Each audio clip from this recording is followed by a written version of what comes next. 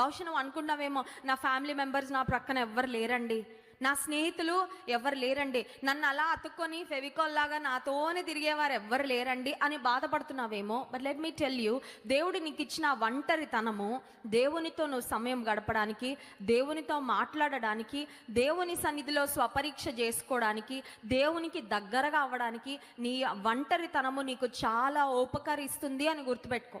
ఒకవేళ ఒంటరిగా లేకపోయినా కొన్నిసార్లు అందరినీ పంపించేసి అందరి నుండి ఫ్రీ అయిపోయి, యేసుక్రీస్తు ప్రభు కూడా ఈ లోకంలో జీవిస్తున్న కాలంలో బహుజన సమూహములు, గుంపులు గుంపులు అంట ఆయన ఎక్కడికి వెళ్ళినా.